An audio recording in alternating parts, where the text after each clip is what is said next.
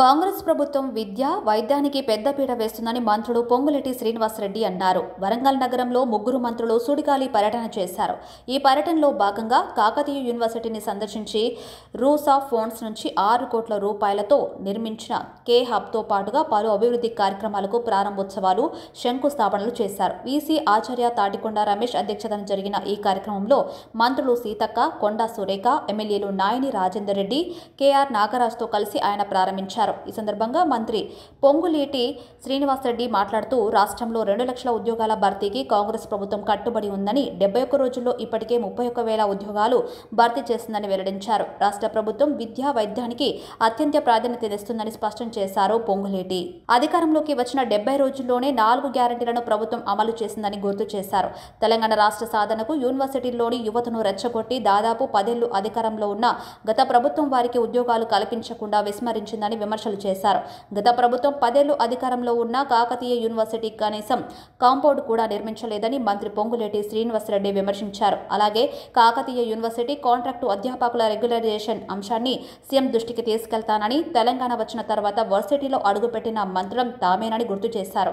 అధికారంలోకి వచ్చాక ఎన్నో సంక్షేమ కార్యక్రమాలకు శ్రీకారం చుట్టామని, అలాగే రేపు ఇందిరమ్మ ఇళ్ల కార్యక్రమం ప్రారంభం కాబోతుందని స్పష్టం చేశారు పొంగులేటి. అంతేకాకుండా టీఎస్పీఎస్సీని పునరుద్ధరించి ఉద్యోగ నోటిఫికేషన్లు ఇస్తున్నామని, ఏడాదిలోనే 2 లక్షల ఉద్యోగాలు ఇస్తామని హామీనిచ్చారు. వీధిలోకి మీ గ్రామానికే వచ్చి మీకేం కావాలో అడిగి తీసుకొని మీరు కోరిన కోరికలన్నీ ఒక్కొక్కటి ఇప్పుడు మీ ఇంటికి పంపిస్తుంది ఈ ప్రభుత్వం.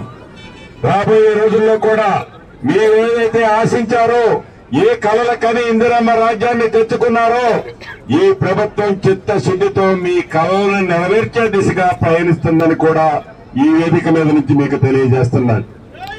రెండవ విషయం,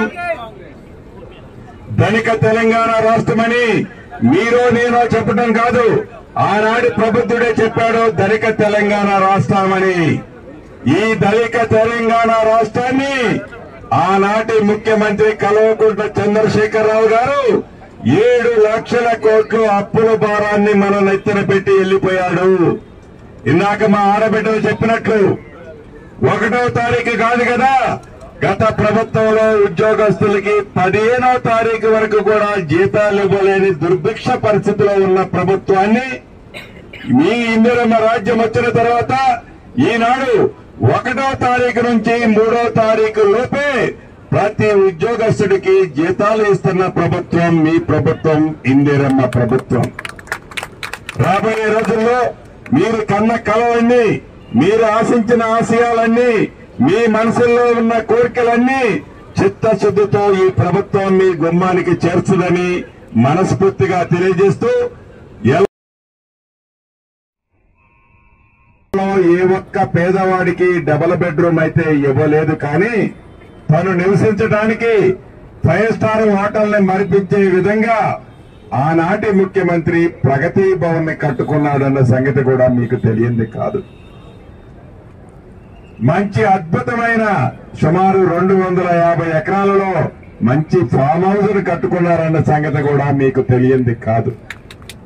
అంతేకాదు, పేదవాడి కష్టాన్ని పూర్తిగా విస్మరించి ఆనాడు ఉద్యమ కాలంలో ప్రతి ఇంటికి ఉద్యోగాన్ని ఇస్తానన్న పెద్ద మనిషి నిరుద్యోగులకి నిరాశే మిగిల్చిన ప్రబుద్ధుడు ఆనాటి ముఖ్యమంత్రి కల్వకుంట్ల చంద్రశేఖరరావు గారు. ఇందిరమ్మ రాజ్యం వచ్చిన మొదటి సంవత్సరంలోనే 2 లక్షల ఉద్యోగాలు ఇస్తామని మన ప్రభుత్వం చెప్పింది లగాయితూ 72 రోజులలో 31,000 ఉద్యోగాలు ఇచ్చిన ఘనత మీ ప్రభుత్వం, ఇందిరమ్మ ప్రభుత్వానికి.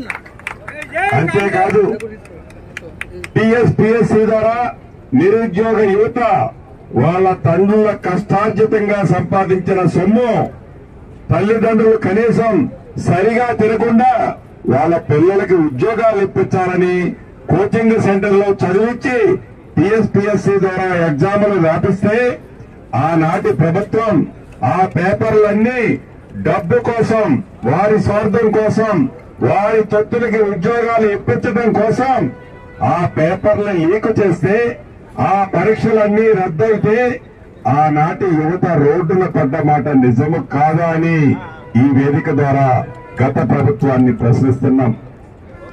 ఈ ప్రభుత్వం వచ్చిన తర్వాత ఆనాడు ఎవరైతే టీఎస్పీఎస్సీలో అక్రమాలకి పాల్పడ్డ అధికారులందరినీ తొలగించి చిత్తశుద్ధితో నిజాయితీ పరులైన అధికారులు